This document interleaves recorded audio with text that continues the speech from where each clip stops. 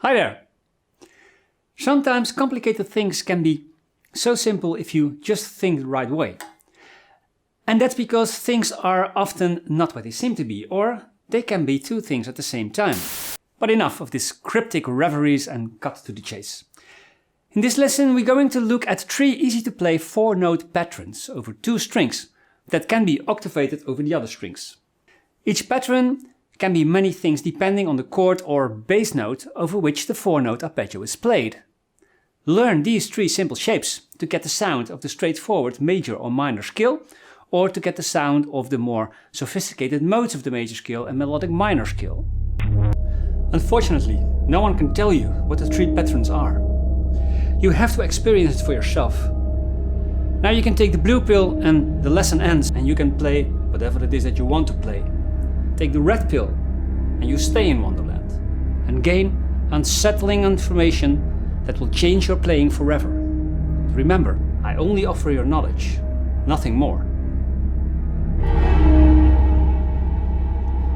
Ah, you took the red pill. Now there's no turning back. We are going to use 3 variations of a 4-note pattern. Each pattern superimposed over a different root and each time creating a new sound. From plain obvious to striking surprises. First, we're going to have a quick look at the patterns technically and ways to play them over the neck. Now after that the fun starts and we're going to see how deep the rabbit hole goes. So pick up the guitar and sit tight as we first explore the patterns. Now here you see the 3 patterns presented.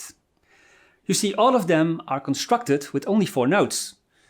Now these patterns represent an arpeggio. Which one? We will see soon. This is the first pattern, pattern 1. And for now we address this pattern with the name Maj7 arpeggio. The root is the note G, resulting in a very basic G major 7 arpeggio with the notes G, B, D and F sharp.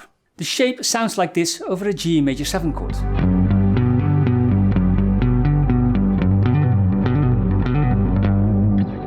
Now we can simply octavate the exact same shape over strings 4 and 3.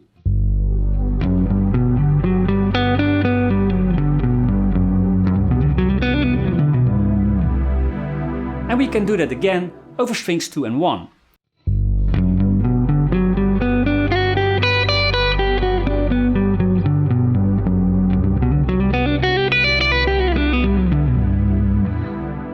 Now, due to the tuning of the guitar, the shape shifts 1 extra fret. Now you could make variations in the way you play this pattern like this.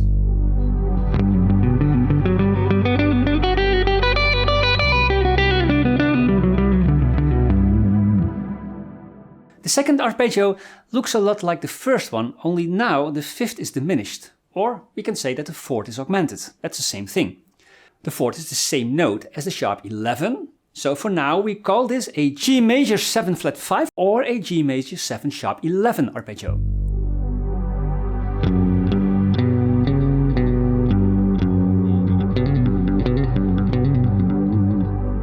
We can octavate the arpeggio over strings 4 and 3 like this.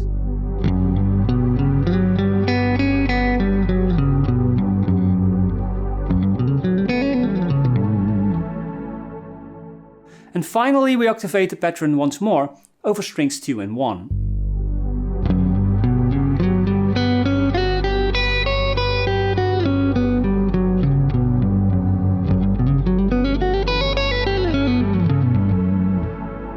Also this pattern can be played with the same variation as the first one.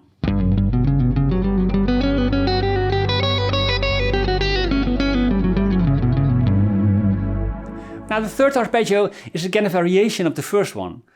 Now the 5th is augmented. For now we call this arpeggio a major 7 sharp 5 arpeggio. This one has quite a stretch. The pattern sounds like this over a G major 7 sharp 5 chord.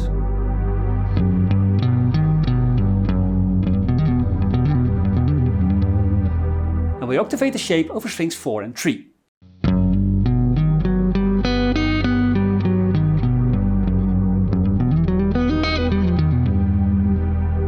And finally we play the shape over 3 octaves like this.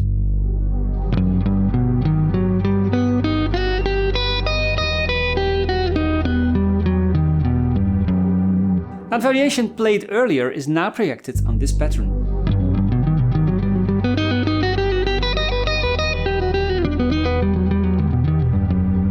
So here are pattern 1, pattern 2 and pattern 3 over 3 octaves. And if we consider G as the root, then the only difference is the fifth of the arpeggio, from the perfect fifth to the flat fifth to the sharp fifth.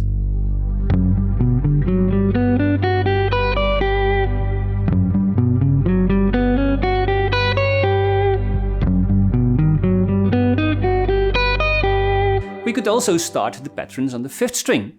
This results in a little bit of a different fingering due to the tuning of the guitar.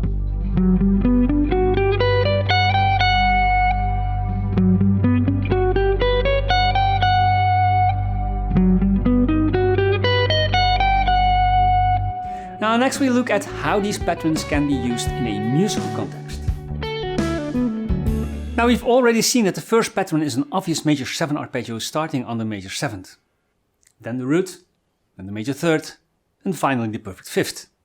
Now over a G major chord or G major 7 chord, this arpeggio is an obvious choice. It is the sound of the major scale, or Ionian mode.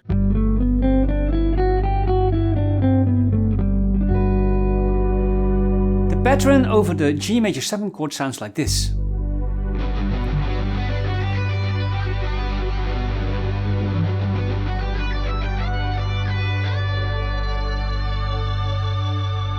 Now when we play this arpeggio over the root of the relative minor scale, the note E, the arpeggio becomes a rootless E minor 9 chord, containing the beautiful 9th F sharp, the minor 3rd G, the perfect 5th B and the minor 7th D. The sound becomes minor, also known as Aeolian.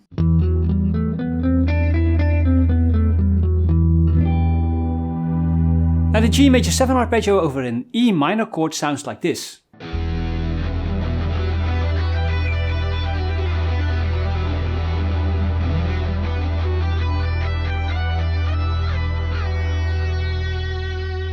And when played over the minor chord of the 3rd degree, the B minor chord in this case, the arpeggio becomes a minor flat 6 chord, which is a remarkable sound. The resulting degrees are the 5th F sharp, the minor 6th G, the root B, and the minor 3rd D. This belongs also to the minor scale, or Ionian mode, and it sounds like this.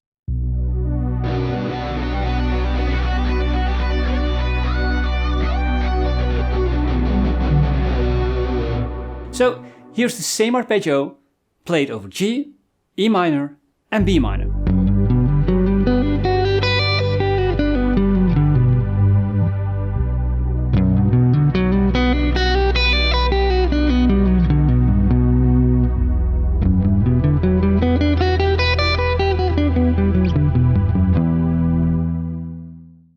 Now pattern 2 in the second position seen from the root G forms a G major 7 flat 5 chord. The major 7th F sharp, the root G, the major 3rd B and the flat 5 D flat. The flat 5 can also be seen as a sharp 4, the C sharp, which is maybe a bit more logical in the context of a G major chord. Now this particular arpeggio can also be a G major 7 sharp 11 chord without a fifth. It belongs to the G Lydian scale.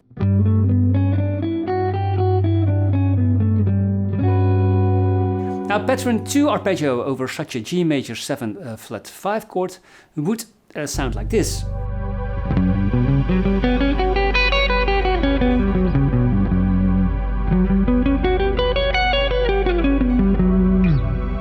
Now this major 7 flat 5 chord can be more than what it looks. When a major 7 flat 5 arpeggio is played over a bass note of the flat 5 or sharp 4, the note C sharp in this case, it serves as a kind of half diminished chord, with an addition of the 11th degree.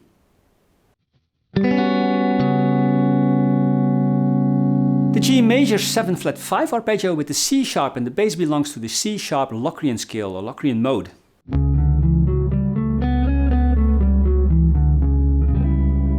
The C sharp half diminished chord is the 2 chord in a 2-5-1 in B minor.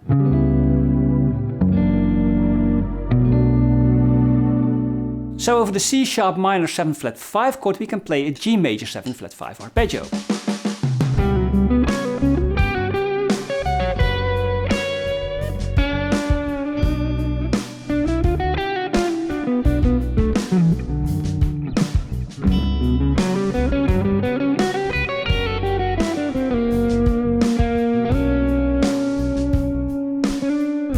the G major 7 flat 5 arpeggio is played over a bass note of the relative minor E, we'll get a beautiful E minor 6/9 chord. The notes of the G major 7 flat 5 arpeggio played over an E become the 9th F sharp, the minor 3rd G, the 5th B, and the major 6th C sharp. Now this creates a Dorian sound, or maybe even a melodic minor sound.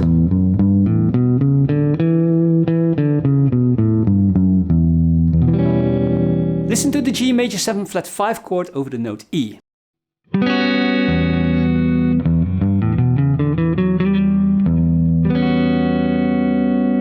Take a look at this minor 2-5-1 in E minor. And the E minor chord is a tonic. E minor is the relative minor key of G major, so we'll play our simple G major 7 flat 5 arpeggio over the E minor chord, resulting in an E minor 6/9 chord.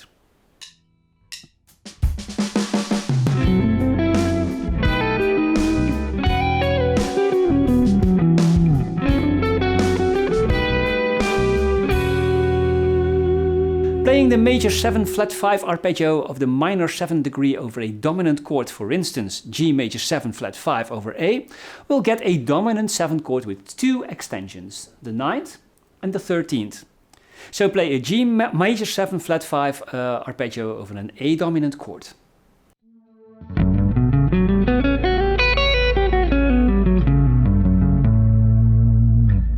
We'll get a 13th F sharp, a minor 7th G, 9th B, and the minor 3rd C sharp.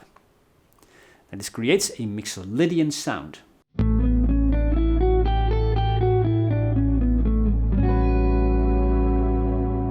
We'll find the dominant chord on the 5th degree in a 2-5-1 progression. In D major, the 2-5-1 results in a tonic D major 7, the 2nd degree E minor 7, and the dominant 5th degree A7.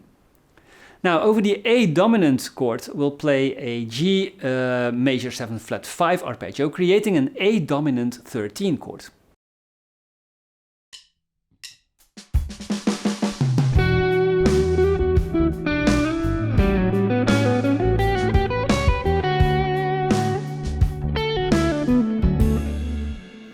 We can create a Phrygian sound by playing the G major 7 flat 5 arpeggio over the major 7th degree F sharp.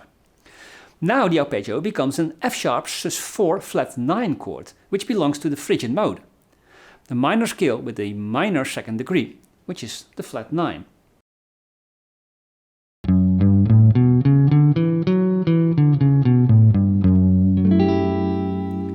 The notes become the tonic F sharp, the flat 9 G, the 4th B, and the 5th C sharp. The sound of the F sharp sus4 flat 9 is undisputable dark. The arpeggio played over F sharp minor 7 chord sounds like this.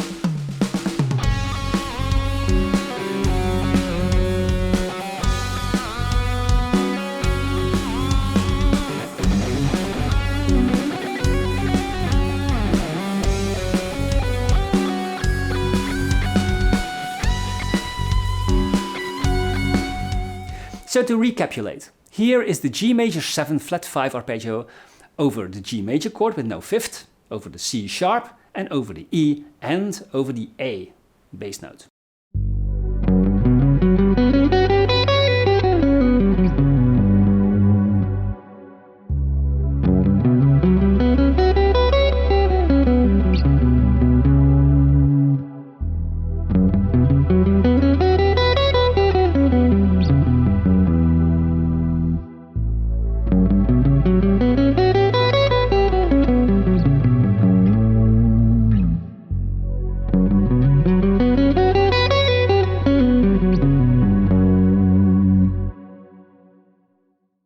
Now pattern 3 in the 2nd position starting at the root G results in a G major 7 sharp 5 chord.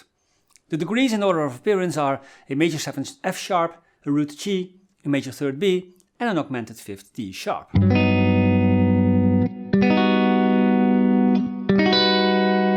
Now the G major 7 sharp 5 chord can be seen as a tonic of the 3rd mode of the E melodic minor scale.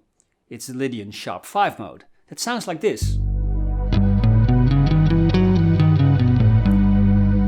The arpeggio is a very interesting shape and creates some spicy sounds when played over different bass notes. Now the G major 7 sharp 5 arpeggio over a G major 7 shell voicing that has no fifth sounds like this.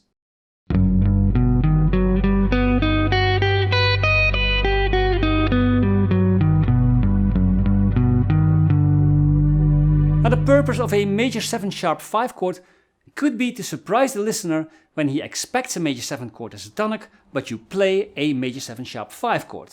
Now the major 7 sharp 5 chord is played first and then resolves to the major 7 chord. Now let's take a 2-5-1 in the key of G major. Got an A minor 7, a D7 flat 9, a G major 7 sharp 5 that resolves to the G major 7. We'll play our pattern 3, the major 7 sharp 5 arpeggio over the G major 7 sharp 5 chord.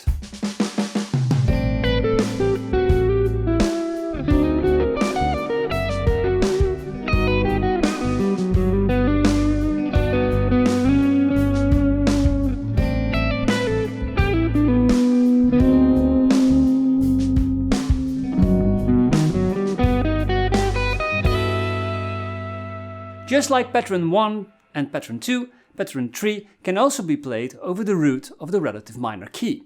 Now E minor is the relative minor key of G major, so we'll play a G major 7 sharp 5 arpeggio over the root E. And this creates a beautiful E minor major 9 chord, a minor chord with a major 7th degree, and it can be heard in the James Bond theme, for instance. The minor major 7 chord is the tonic of the harmonic and melodic minor scale.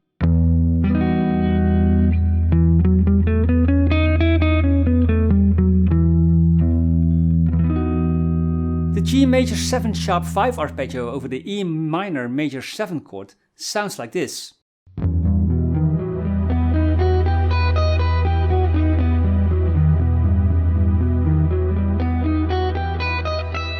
Now you could also play the G major 7 sharp 5 arpeggio over the note A, and this results in an A dominant 7 sharp 11 chord. So this makes a Lydian chord with a minor 7th degree. This chord is the tonic of the Lydian dominant scale, which is the fourth mode of the melodic minor scale. It's a major scale with an augmented fourth and a minor 7th degree. Now this scale works amazing over dominant chords.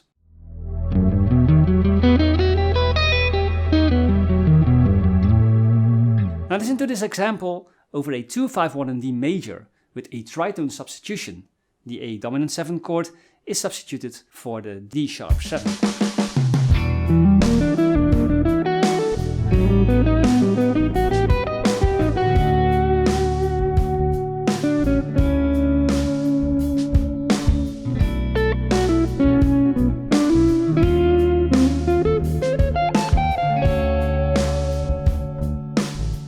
In this recap, we'll play the G major 7 sharp 5 arpeggio over the G major 7 chord, over the E minor major 7 chord, and over the dominant 7 sharp 11 chord.